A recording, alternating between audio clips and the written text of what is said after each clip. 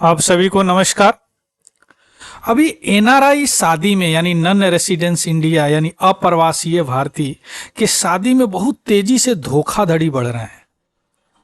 अब उसके लिए लॉ पैनल यानी हमारा विधि आयोग 22nd विधि आयोग ने एक रिकमेंडेशन किया है कि इस धोखाधड़ी से कैसे बचा जाए। विशेषकर इसमें ज़्यादातर शिकार होती है महिलाएं। तो इस वीडियो के माध्यम से हम देखेंगे कि कैसे धोखाधड़ी एनआरआई शादी में करते हैं, और दूसरी बात कि लॉ पैनल ने क्या रिकमेंडेशन दिया है, क्या इन्होंने सुझाव दिया है कि इसको ऐसे करने से हो सकता है धोखाधड़ी में कुछ कम किया जा सके। चलिए शुरू करते हैं न्यूज। लेकिन उससे पहले अगर आप नए हैं और इस वीडियो को देख रहे हैं तो प्लीज इस चैनल को सब्सक्राइब कीजिए।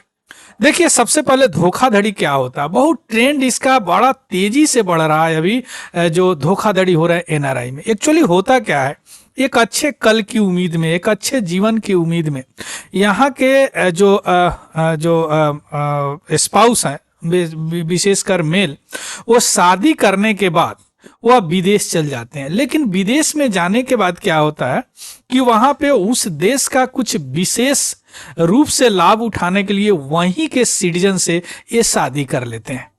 एक्चुअली इनका शादी ऑलरेडी इंडिया में है, लेकिन वहां फिर शादी कर लेते हैं। अब उसके कारण क्या होता है कि वो अपने इंडियन स्पाउस को यहाँ छोड़ देते हैं, जिसमें सबसे ज्यादा जो पार्टिकुलरली मीन्स ज्यादातर इसका जो खामियाजा भुगतती है वो महिलाएं ही होती है। और उसके बाद क्या हो जाती है, उनको डोमेस्टिक वायलेंस यानी घरेलू हिंसा का शिकार होना पड़ता है, उनको छोड़ दिया जाता है। और उससे बड़ी बात होती है कि वहाँ एक्स पार्टे डाइवोर्स वहां चलाया जाता है। अब एक्स पार्टे डाइवोर्स क्या है, इसका मतलब होता है एक पक्षीय तलाक। एक पक्षीय तलाक वहां के फॉरेन कोर्ट में इस मेल के द्वारा चलाए जाते हैं जो एनआरआई है ना, नन अप्रवासी भारतीय, नन रेसिडेंस इंडियन। इसको नन रेसिडेंट इंडियन उसे बोलते हैं कि जो इंडियन सिटीजन्स है लेकिन विदेश में काम कर रहे हैं, है ना। अब इन जो महिलाएं हैं यहाँ, ना ही उनको नॉलेज होता है इसके बारे में, ना ही उनसे कोई कंसेंट लिया जाता है कि भैया हम फॉरेन कोर्ट में आपके खिलाफ डाइवोर्स का केस चला रहे हैं। और दूसरी बात कि यहाँ पे लीगल असिस्टेंस सहायता लेना बड़ा मुश्किल होता है इस महिलाओं के लिए, क्योंकि यहाँ पे जो inter country nature of marriage जो है ना, एक यहाँ पे एक तो दूसरी बात कि यहाँ पे मैरिज एक इंस्टीट्यूशन की तरह गाइड की जाती है, एक संस्था है। तो इसके कारण जो है इंडियन स्पाउस, विशेषकर जो महिलाएं हैं, उनको लीगल सहायता लेना उस कंट्री में बड़ा मुश्किल हो जाता है। लास्ट में वह क्या होते हैं, उनको छोड़ दिया जाता है, डोमेस्टिक वायलेंस का कारण बन जाता है। कोई इस तरह का कोई व्यवस्था नहीं है हमारे कंट्री में कि उसको ट्रेस किया जाए। तो इन सारी चीजों को मद्देनजर रखते हुए हमारा जो 22nd लॉ कमीशन है, जिनके हेड कर रहे थे जस्टिस अवस्थी, उन्होंने कुछ रिकमेंडेशन, कुछ उन्होंने सहायता, कुछ उन्होंने सुझाव दिया है एक रिपोर्ट के माध्यम से। और यह report law commission of India LCI द्वारा सबमिट किया गया है पार्लियामेंट में हमारी सरकार को।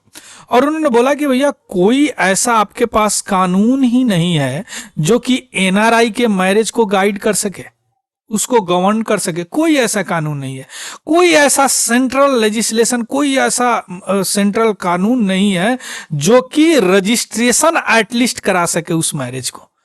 उस मैरिज के वहां जो एनआरआई जाते हैं या OCI जाते हैं या PIO होते हैं, ये कोई वहां शादी करने के बाद कुछ ऐसा व्यवस्था ही नहीं है हमारे कंट्री में कि यहाँ पे इंडिया में उनका रजिस्ट्रेशन कराया जा सके। तो उन्होंने कहा कि ये सारी प्रॉब्लम है, इसीलिए तो इतना धोखाधड़ी हो रहे हैं शादी से, है। Overseas citizens of India, PIA, persons of Indian origins.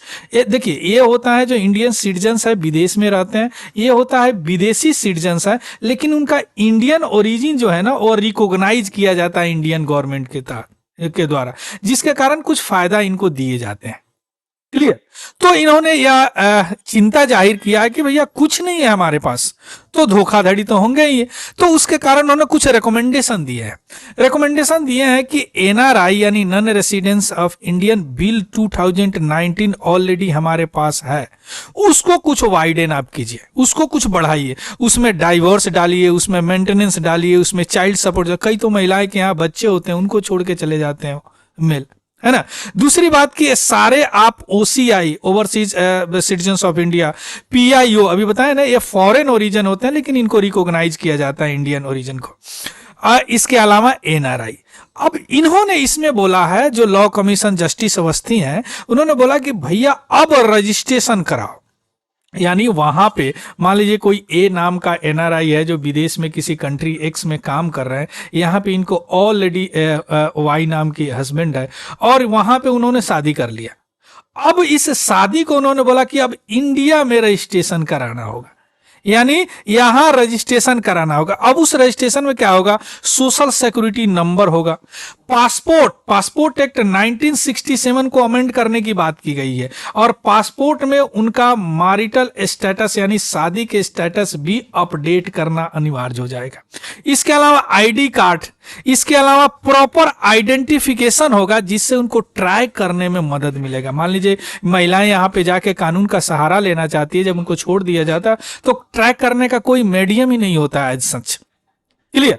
और जो आदमी इस तरह का रजिस्ट्रेशन नहीं, पंजीकरण नहीं करा पाए हैं, उनको फाइन लगेगा और उनको जेल जाना पड़ेगा।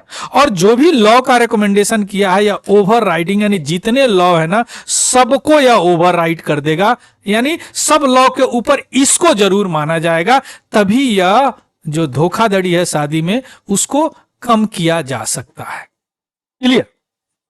अब इसके अलावा अब देखिए ओसीआई, पीआईओ और एनआरआई क्या है। अभी हम बताए हैं एनआरआई क्या होते हैं, इंडियन सिटीजन्स होते हैं, उनको सिटीजनशिप इंडिया का होता है लेकिन वह एब्रोड में रहते हैं यानी विदेश में रहते हैं, बहुत सारे कारण से रहते हैं, काम करने के लिए रहते हैं।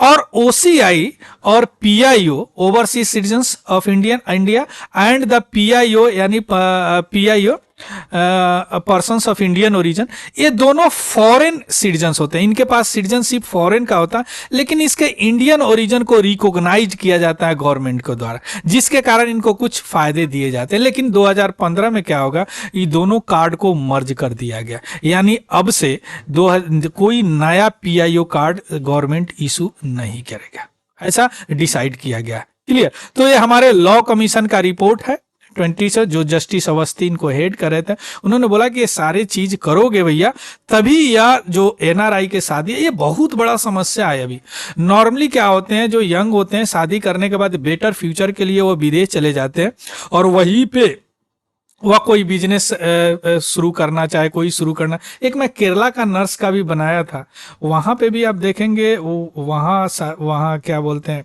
एक बिजनेस एस्टेब्लिश करने के लिए वहां पे किसी से, वहां के सिटीजन से शादी करना। हालांकि वो नर्स शादी नहीं की लेकिन इस्टेब्लिश करने के लिए वह जो मेल था उन्होंने वहां पे धोखाधड़ी किया इनके साथ। तो इस तरह के धोखाधड़ी हो रहे हैं। अब अगर शादी वहां पे आप करते हैं, अगर रजिस्ट्रेशन उसका एक डॉक्यूमेंट इंडियन गवर्नमेंट के पास है तो एक इंडियन गवर्नमेंट को ट्रेस करने में मदद मिलेगी। और दूसरी बात कि इस जो महिलाएं हैं इनको अगर आप तलाक देते हैं तो एक्स पार्टी तलाक नहीं होगा, वही इसके लिए एक्स पार्टी तलाक नहीं होगा, इसके लिए प्रॉपर एक प्रोसीजर होगा। क्लियर।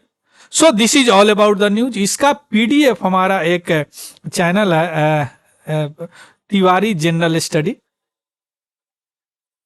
टेलीग्राम पे, वहां से आप जाके ले सकती हैं। और अगर यह इंफॉर्मेटिव लगा हो तो प्लीज इसको लाइक जरूर कीजिएगा। Clear. So thank you, have a good day and happy learning. Thank you very much.